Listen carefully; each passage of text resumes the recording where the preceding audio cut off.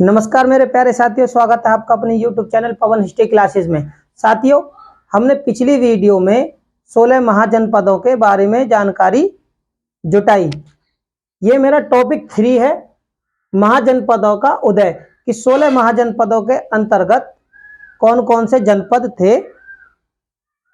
ये मेरा टॉपिक 3 है। तो साथियों, कुछ मैंने जनपद पिछली वीडियो में कवर कर दिए, कुछ जनपदों को मैं इस वीडियो में कवर कर रहा हूं कि यहां से कौन कौन से जनपद थे, उनकी कौन कौन सी राजधानियां थी, या उनके अंतर्गत ऐसे कौन कौन से तथ्य घटे जिनके ऊपर महत्वपूर्ण क्वेश्चन बनते हैं। तो शुरू करते हैं मेरे प्यारे साथियों। 16 महाजनपदों का उदय, टॉपिक 3। जनपद है वत्स। इसके अंतर्गत कौन कौन सा क्षेत्र था? इलाहाबाद और बांदा। तो मेरे प्यारे साथियों, अब हमें पता चल गई कि जो वत्स जनपद था उसके अंतर्गत जो क्षेत्र पड़ते थे वो आधुनिक इलाहाबाद और बांदा पड़ते थे। इसकी राजधानी कौशांबी थी। क्या थी? इसकी राजधानी कौशांबी थी। वत्स लोग कौन थे? क्रूजन। वत्स लोग जो थे, वहां पे रहने वाले जो लोग थे वो क्रूजन थे। लेकिन 5वीं सदी, क्रूजन लोगों ने 5वीं सदी में क्या किया था कि कौशांबी को कच्ची मिट्टी के किले, कच्ची मिट्टी से ना किलेबंदी की थी। कौशांबी की कच्ची मिट्टी से किलेबंदी की थी, जो वत्स जनपद के अंतर्गत महत्वपूर्ण है, जो जानकारी मिलती है।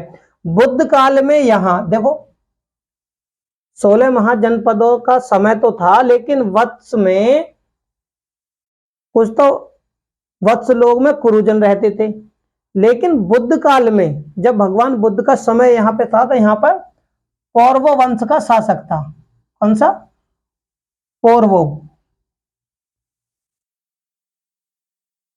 पौरव वंश का शासन था बुद्ध काल में। कि ये वत्स में हमें क्या जानकारी मिली कि बुद्ध काल में यहां पर वत्स में पौरव वंश का शासन था। ठीक है। इसका क्षेत्रफल के बारे में, यानी कि इसके आधुनिक स्थलों के बारे में पता चल गया। इलाहाबाद और बांदा का जो आधुनिक जगह है वो वत्स के अंतर्गत थी। राजधानी कौशांबी थी और लोग यहां पर कुरुजन थे। किलेबंदी किसमें हुई थी? 5वीं सदी में मिट्टी से इसकी किलेबंदी हुई थी। इसका अंतिम शासक कौन था? उदयन। वत्स का अंतिम शासक उदयन था और अवंती के शासक त्रिघोत की कन्या का विवाह उदयन से हुआ था। क्या? जो अवंती के शासक थे ना, त्रिघोत, उनकी लड़की की जो शादी है, जो उनकी कन्या थी, उनका विवाह जो उदयन से हुआ था, जिससे अवंती और वत्स का संघर्ष समाप्त हो गया। किसका? अवंती और वत्स का संघर्ष यानी झगड़ा समाप्त हो गया। वत्स से हमें एक चीज और भी मिलती है। क्या? कि भास ने इसी चीज को आधार बनाकर सुपनवास वदंता नाटक की रचना की थी। क्या था सुपनवास वदंता? क्या था? एक नाटक। जो किसने लिखा था? भास जी ने इसी को आधार बनाकर एक नाटक लिखा, सुपनवास वदंता। क्या है? उदयन पहले जैन मत मानने वाले थे। क्या? पहले ये जैन मत को मानने वाले थे, लेकिन बाद में बौद्ध भिक्षु हैं पिंडोला भारद्वाज। क्या भाई? ये मानने वाले थे जैन धर्म, लेकिन बौद्ध भिक्षु इनसे मिला जिसका नाम था पिंडोला भारद्वाज। उसने क्या है, उसके निर्देशन में, यानी कि उसने क्या किया कि आप बौद्ध धर्म मान लो, तो ये बौद्ध बन गए। क्या? कौन से भिक्षु के कहने पर? पिंडोला भारद्वाज जी के निर्देशन में ये बौद्ध भिक्षु बन गए। वत्स जनपद में क्या है? घोषिताराम विहार, जिसका निर्माण किसने किया था? श्रेष्ठिक घोषित ने इसका निर्माण किया था।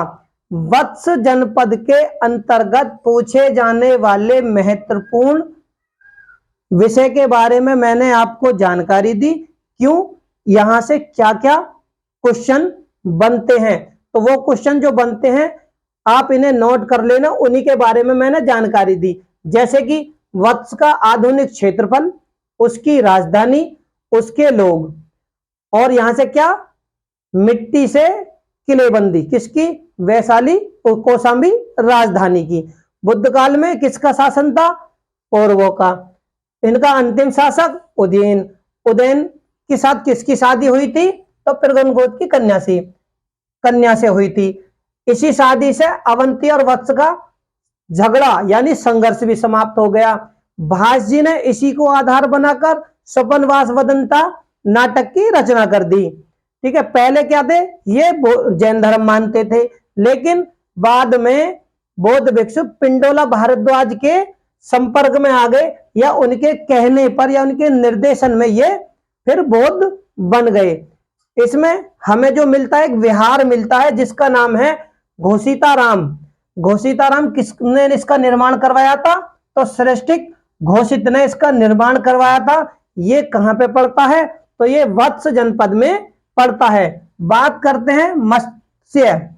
मत्स्य के अंतर्गत कौन कौन सा क्षेत्रफल आता है। पेपरों में पूछ सकते हैं कि भाई मत्स्य का जो इसके अंतर्गत आधुनिक स्थल कौन कौन से हैं, तो वो थे जयपुर, भरतपुर और अलवर। इसकी राजधानी क्या थी, विराटनगर, और राजा कौन थे, राजा विराट। मत्स्य से ज्यादा कुछ नहीं पूछा जाता। दो चार ऐसे महत्वपूर्ण जनपद हैं जो बहुत ज्यादा शक्तिशाली थे, जिनके बारे में 16 महाजनपदों से क्वेश्चन बनते हैं, जैसे कि अवंती, वैशाली के लच्छवी, मगध, काशी और कौशल। ये ऐसे जनपद से जहां के शासक बहुत ही ज्यादा शक्तिशाली थे, और इन्होंने शासन के दौरान एक दूसरे के ऊपर संघर्ष कर अधिकार या आक्रमण कर अधिकार कर लिया। तो मेरे प्यारे साथियों, बात करते हैं सूरसेन। सूरसेन जो जनपद है वो ब्रजमंडल में पड़ता है। पहले अगर वैदिक या सनातनी धर्म की बात करें तो यहाँ के शासक कृष्ण थे, वासुदेव कृष्ण, लेकिन इसकी राजधानी क्या थी, मथुरा। सूरसेन ब्रजमंडल में पड़ता था, इसकी राजधानी मथुरा थी। लेकिन ये सनातनी धर्म के हिसाब से तो इनके जो शासक थे वासुदेव कृष्ण थे, लेकिन बुद्ध काल में, यहां से समझने की कोशिश करो कि भगवान बुद्ध के समय में जो यहाँ का शासक थे वो अवंती पुत्र था। बुद्ध काल में कहा गया है कि सूरसेन का जो शासक था वो अवंती पुत्र था, लेकिन मजिमम निकाय, ये भी बौद्ध धर्म का ही एक सूक्त है, उसके अनुसार क्या था कि अवंती पुत्र का जन्म पृगोत की कन्या से हुआ था। ये सूरसेन के अंतर्गत हैं।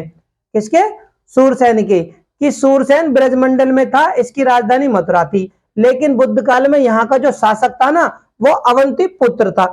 यहाँ का शासक अवंती पुत्र था, इसकी जानकारी मिलती है। लेकिन जो मजिमम निकाय जो हमें जानकारी देता है वो ये देता है कि जो अवंती पुत्र था, मजिमम निकाय जो हमें जानकारी देता है कि जो अवंती पुत्र सूरसेन का शासक था वह पृगोत की कन्या से उत्पन्न था। ब्रजमंडल में मथुरा राजधानी, जो वासुदेव कृष्ण थे इसके, लेकिन बुद्ध काल हमें जानकारी दे रहा है कि अवंती पुत्र था, और मजिमम निकाय जानकारी देता है कि अवंती पुत्र का जो जन्म हुआ था वो किससे हुआ था, तो पृगोत की कन्या से इसका जन्म हुआ था। जो इस कन्या से जन्म हुआ था उसने सूरसेन पर शासन किया था। इसका कहने का तात्पर्य यह है। अस्मक, इसकी राजधानी क्या थी, पोटिल या पोटन।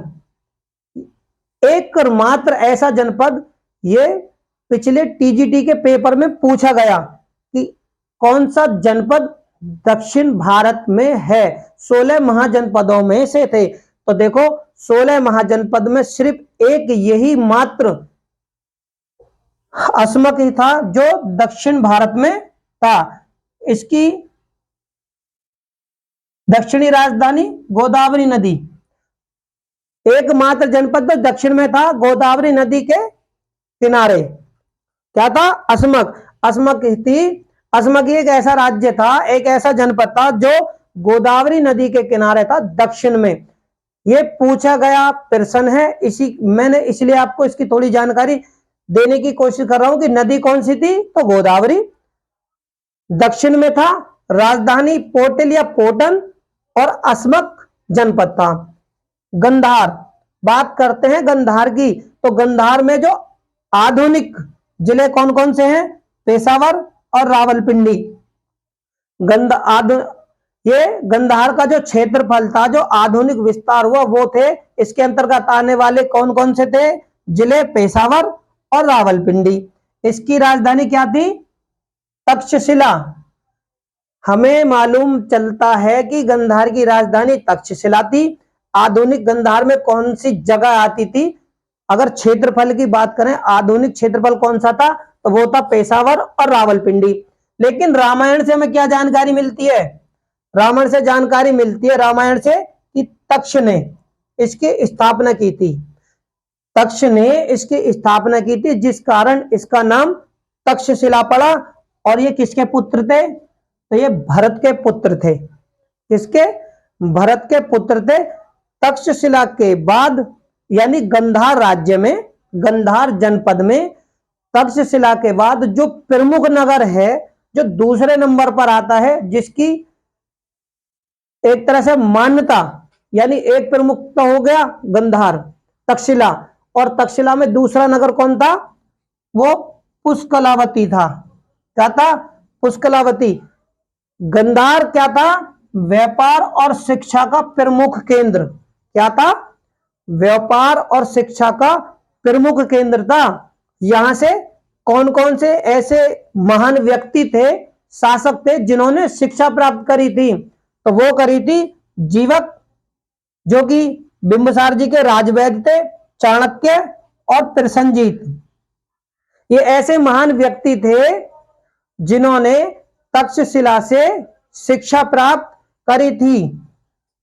छठी शताब्दी में, क्या है, छठी सदी में इसका जो शासक था, यानी भगवान बुद्ध के समय या फिर भगवान महावीर के समय से कुछ समय पहले, छठी शताब्दी में इसका जो शासक था वो पुष्करसेन और पुककुस। क्या था? पुष्करसेन या पुककुस था। इसके दो नाम थे जो मैं आपको बता रहा हूं। छठी शताब्दी यानी छठी सदी में जो इसका शासक था। लेकिन हखामी राजवंश, हखामनी राजवंश का जो डेरियस था, उसने कंधार पर आक्रमण किया और आक्रमण करके इसे अपने राज्य में मिला लिया, इस पे अधिकार कर लिया। तो मेरे प्यारे साथियों, मैंने आपको महाजनपदों के उदय टॉपिक 3 और कौन से जनपद से क्या क्या चीजें पेपरों में पूछी जाती हैं जो कि महत्वपूर्ण हैं, उनके बारे में जानकारी ली।